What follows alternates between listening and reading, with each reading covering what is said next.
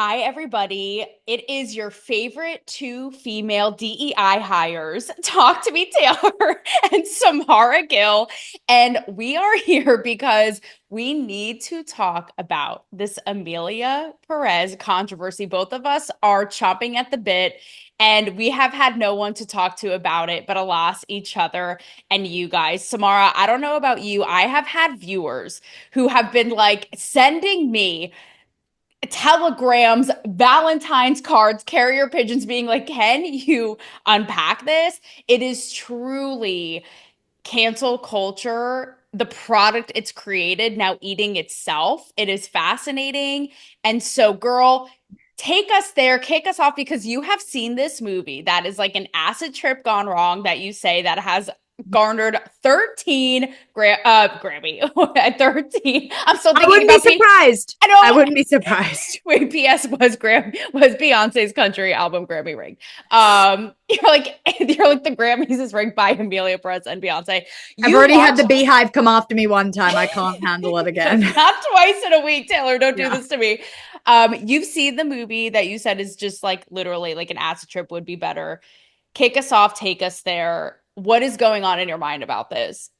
Okay, so I mean, look, this whole thing garnered controversy to begin with because, I mean, in my workplace at least, where I mean, we do a lot of anti-woke media, it was like, oh, they're giving an Oscar to a trans woman who's not really a woman. Oh my God. And everyone like was really up in arms about it. And I was like, no, like she's playing for once in my life, I was like, no, she's playing a trans person. Like, maybe it's a really heartfelt story.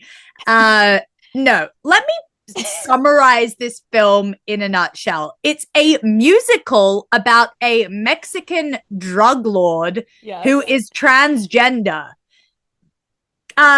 Okay, you couldn't have come up with this Yeah. in some sort of DEI chat GPT woke hellhole if you tried. It's literally a box ticking exercise, and I settled down to watch it. They popped it on Netflix, as I said to you earlier, Taylor. I'm not going to pay for that.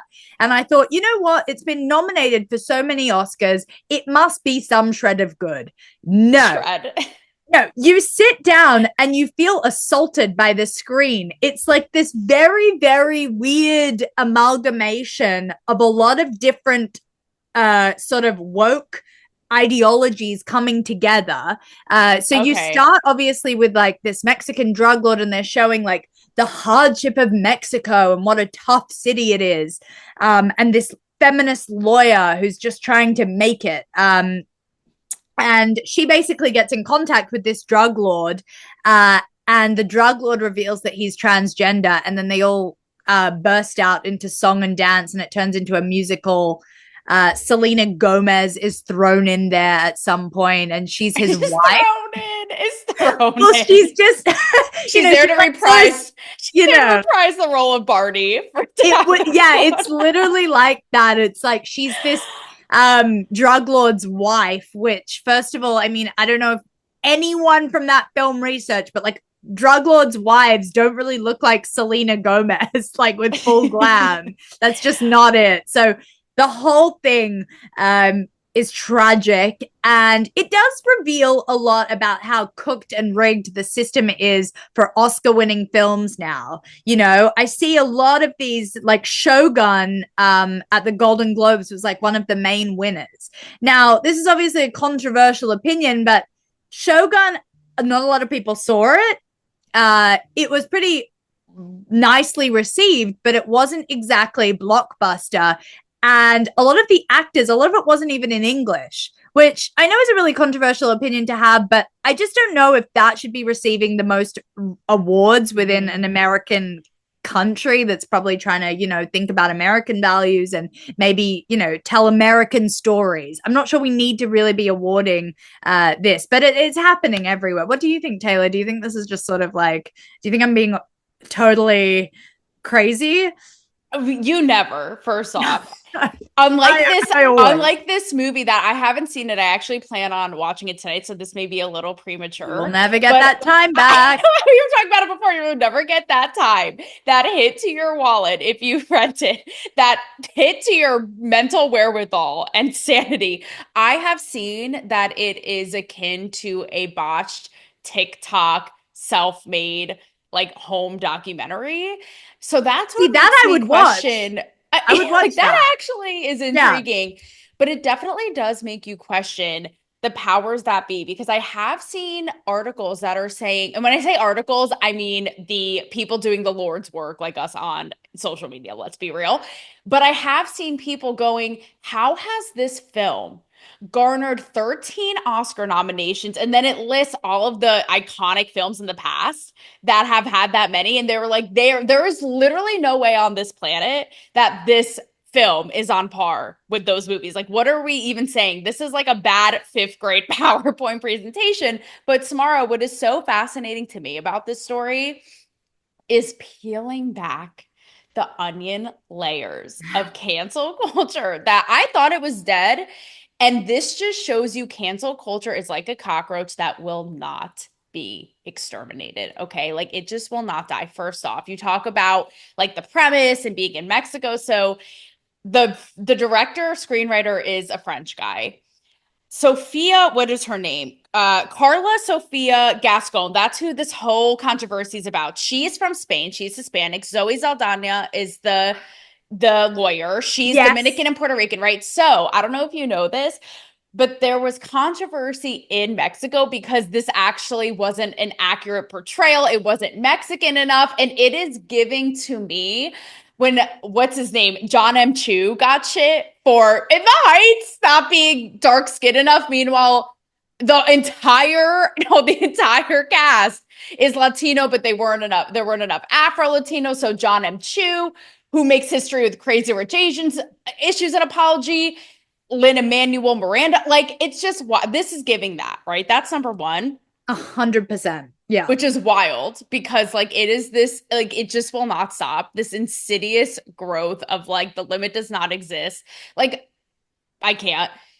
I mean, I gotta say, like, as an Italian Jew, am I going to cross-check every Italian Jewish mob? Wait, Like, you're too blonde to be an Italian I Jew. know somehow I defied the odds Oh my God. of I know. You know what's actually funny is I talk about we're the best DEI hires ever. I actually just did my 23andMe and I'm like 0.7% African. So everybody support black owned shows, okay? Here at Talk to Me Taylor. Yeah, No. yeah, exactly. But I'm half Indian. My dad is fully Indian, but you just wouldn't even know it by looking at me because that's just, I don't know, my mom's genes sort of, won the Yes. battle there. But it's ridiculous because they always do this crap. It's They like, cross check to know to the integrate. It's like when does it stop and when does art just be art? And something that was some feedback, we're bearing the lead here, by the way, guys, with the main controversy around all this. That is yeah, literally like it implanted Inception wild, but that native Mexicans were saying this actually sort of glamorizes like these drug lords. And that part I was like, I could get that. I could see that because they're actually like living through it, which is why like we have the border crisis shit show we have over here. So I was like, all right, I get that, but otherwise it's like, are we literally going to run an entire 23andMe DNA analysis on every single person who is a part of this movie? I mean, give me a goddamn break. yeah, it is the issue with the woke left is that basically once you go down that path and you say that you want to make one of these type of films, which is essentially a box ticking exercise, Mexico tick, trans woman tick, Selena Gomez. yeah, Selena Gomez tick, we got our Gen Z, that'll get us the Gen Z audience. What happens is they always inevitably end up shooting themselves in the foot because essentially what they're trying to do is appease these audiences, but these audiences will never be pleased because they have these impossibly high standards that don't exist in the real world. I'm talking about obviously the woke audience that they're trying to appeal to in the first place.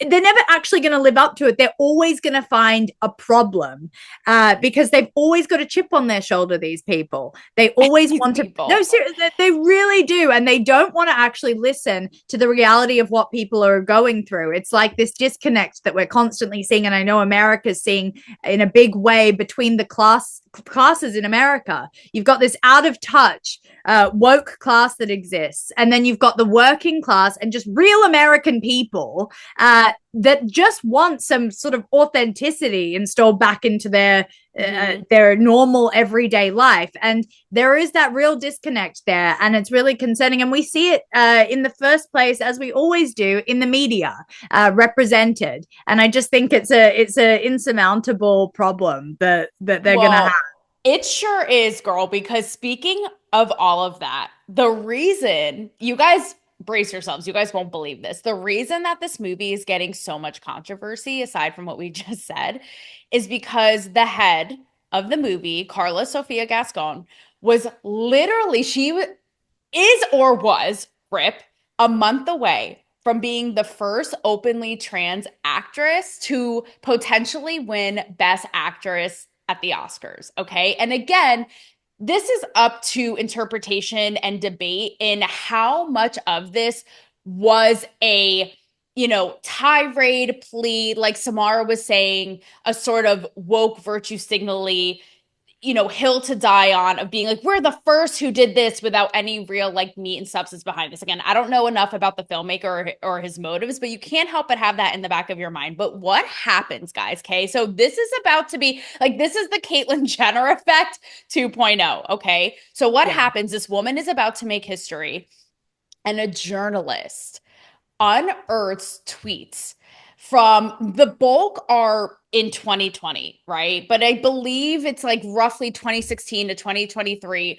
that are really unflattering. People are going nuts saying they're completely Islamophobic and racist. I read them all, and I'm not going to go through them, but I will say that's something in and of itself. Like, I had to literally reincarnate it as Indiana Jones to find these tweets. I'm like, where are the tweets? They would have buried them good. The studios would have tried to get rid Yeah, of them. exactly. And so, she says things like, even with George Floyd, she sort of defends the police. She talks about, Muslim culture and how it's like a violation of human rights, how women are treated. Now, can some be seen as like unflattering? Would I say some of the things? No, but was it akin to Kanye West being like, I'm a Nazi, gonna take all you fuckers out?